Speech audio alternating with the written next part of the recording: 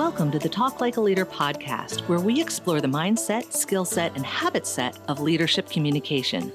Using these tips, techniques, and tactics, you'll be able to talk like a leader to build better relationships and get more done. Your host is Guy Harris, who has more than 20 years of combined professional and military experience in consulting, coaching, and training in areas like team and interaction dynamics, communication strategies and tactics, as well as emotional intelligence. Take it away, Guy. Hi, this is Guy Harris. Welcome to Talk Like a Leader. This week, I have my friend, colleague, partner, owner of the Kevin Eikenberry Group, speaker, author, leadership expert. List is long. Kevin Eikenberry joins me today to talk about the future of work. Kevin's been working and writing and thinking about the future of work a great deal as we transition out of pandemic response and start thinking about where work is going in the future. So I'm excited to have him with me. So welcome, Kevin. Glad to be back with you, Guy.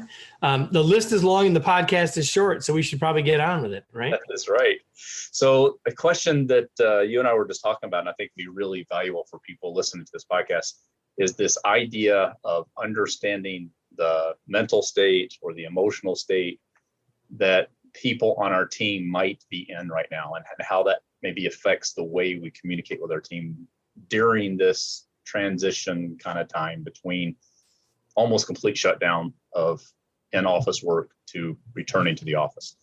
So what are some things you're seeing or you're thinking about or you're observing as you're working with leaders? Well, here's the thing, Guy. Too many leaders can't answer this question. It's a question I've been asking people on in coaching situations, on webinars. And here's the question. Do you know how your team members, individuals, are really doing? Do you know how they're doing? I'm not asking how they're doing on their work, but how are they doing? How are they feeling? Mm-hmm. Here's the thing. Everything related to the last year plus has been different and challenging. And even if we took out a pandemic, not everyone's been experiencing it the same way. But when you add in a virus and a pandemic and everything that goes with that, then the thing that we need to realize is that not everyone is experiencing this the same way, even though we're having the same experience. And so as a leader, it is our duty, our responsibility to know how our folks are doing. We need to know so that we can communicate better with them. We need to know because we are the face and the voice of our team to the rest of the organization, to our leaders. And I think that, and I know from the number of people I've asked this question of and gotten a blank look, that we're not all there. We don't all really know how our folks are doing. Maybe generally, maybe we've asked them 3 months ago, but how are they doing right now? How are they doing today? How are they feeling? How are they coping? How anxious are they? How stressed are they? And of course, all of that has huge impacts, not only on knowing what to help them do next, but how we communicate with them. Well, I think when I reflect on where you are and where you sit, I think you're in a unique position to comment on this. One, because you interface with lots of leaders in lots of different situations, so you have that external feedback.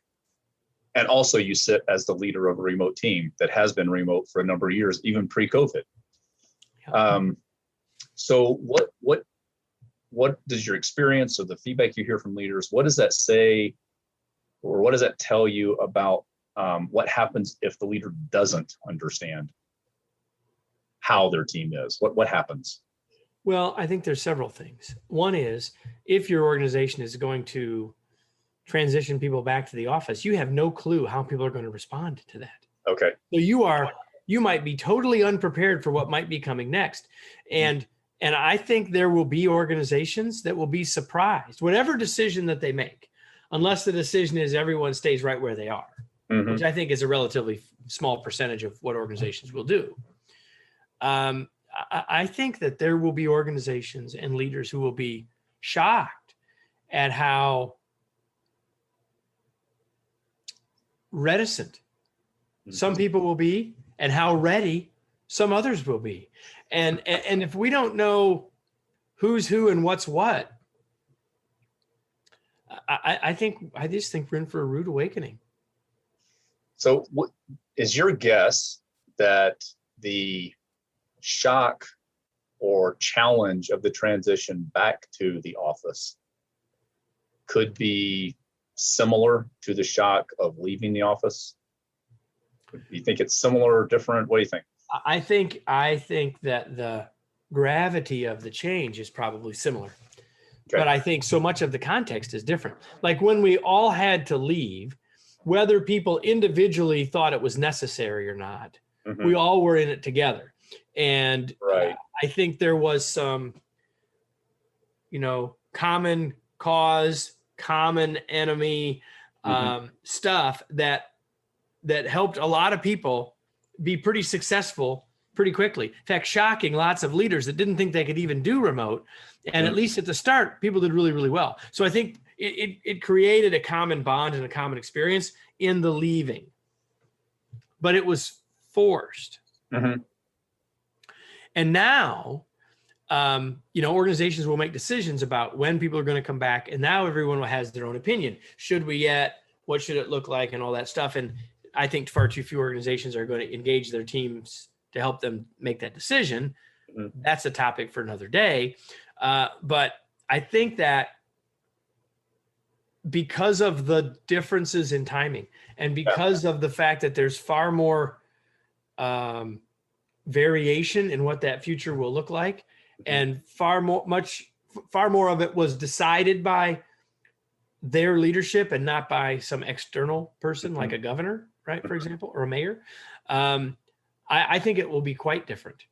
And I think it will cause greater dissension and far less guarantee of us working toward the common good, because not everyone's going to agree with whatever approach is taken. And unless leaders do a really good job of bringing people on board with that approach and that reasoning, I think, many people's nerves are pretty frayed right now. Right. And so it's not going to take much to kind of get them over the mental edge, if you will. So that that difference in individual risk assessment and that difference in safety or political or health perspective, all those different things, stage of life, what's happening with my kids or what's happening with my spouse, those individual differences you think are really aggravated and amplified in this kind of environment? I don't think there's any doubt. And I think that many leaders are not prepared to think about all those different variables you just talked about. Like intellectually, we all know that. Yeah. But do we know back to my initial question, do you know how your folks are really doing? How are they really feeling? Where are they on all that? Not to make a judgment because you disagree with their politics or their assessment or any of that. Yeah. In fact, please don't go there. You have your own opinion, and that's perfectly fine wherever it is. But going there is not going to serve you or them. So we need to know where they're at, how they're feeling, and how ready they are. And we need to be doing that coming from a place of understanding, not from a place of judgment. And I think there'll be leaders that'll mess that up too, unfortunately. I'm thinking like there's this whole, it seems like this back to work thing is a significantly more individual dynamic transition than the leaving work one was. So that was more like a group dynamic, and this is more like an individual perspective thing. And it was also simpler because we were all in and now we're all out. And the new reality is it's not going to be black or white. It's going to be colors of the rainbow. And so what's happening in every organization is going to be slightly different. And what's happening for individual people might be different. So then you have another layer on that. Well, Guy, you only have to come to work once a week. I have to come to work 3 days a week. Or my job says I get to stay home, and Guy's envious of me because he has to come to the office. So like there's going to be all of that on top of what you just described. So there's the potential work inequity issue and the perceived special treatment issue and all of these kind of things that are going to be part of this transition. But have you seen or experienced, observed any particularly good strategies for understanding that better? I think we've got to start with empathy. You've got to start by understanding where back to my initial question. Do you know how your folks are really doing? Do you know how they're really feeling? We need to understand that, because once we know that, then we put ourselves in a better position to communicate individually with folks based on what their concerns are, what their needs are, what their worries are.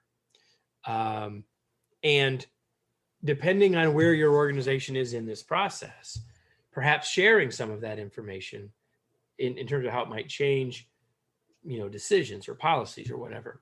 But I would say the strategy all starts with, I need to know where they are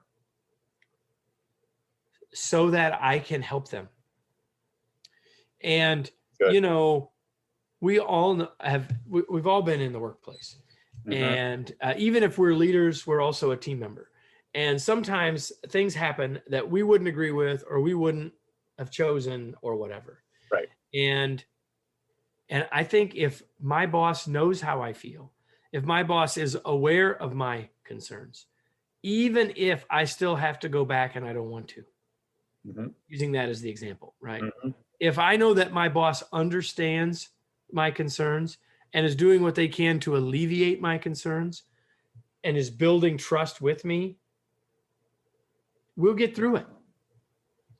But if the leaders are shocked, surprised, and even angered by the reaction of people, that is going to be not a trust building, but a trust deleting situation. I'm not going to feel supported. I'm not going to feel good about coming back. I may not come back, and I might say, I'm starting to look somewhere else. You just reminded me of something that comes up in like a lot of our Bud to Boss workshops, to say that anytime you feel like thinking what people should feel, remember that people don't like to be shoulded on. And I think there are a ton of opportunities, as I'm listening to you say this, lots of opportunities for leaders to say, well, people should feel this way or should respond this way. And what I think I hear you saying is, whoa, set that aside. Slow down. Not what they should feel or should do. What are they feeling? And what are they thinking? And empathy was the great word there. Exactly. And you don't have to agree with them, but you have to know where they are. Mm-hmm. And if you know where they are and start from a place of empathy, which means you won't start from judgment, right? Then you got a chance that even if not all of us or any of us even love exactly how it all plays out, you've got a chance for the team to survive and maybe even grow. That now maybe we have the common denominator that we had when we left. And that common denominator is, this is going to be hard. This is a new unknown. We'll figure that out together, just like we figured the last one out together. That's an awesome place to start bringing this to close, that we're at a common ground. And I think what I'd like to do is maybe have another episode with you where we talk about what is some thinking that you've put into, or ideas you have about how to actually plan that transition, given that you've taken the time to understand where everyone is, what their state is, and had some empathy and understanding. So look forward to that. Yeah, so we're going to be back again next week to talk about it again, continuing this conversation. For now, I'm going to say, think about what Kevin has said. Consider the empathy you bring to your role as leader, especially as people are making this quite difficult transition. If you'll do that, you can talk like a leader.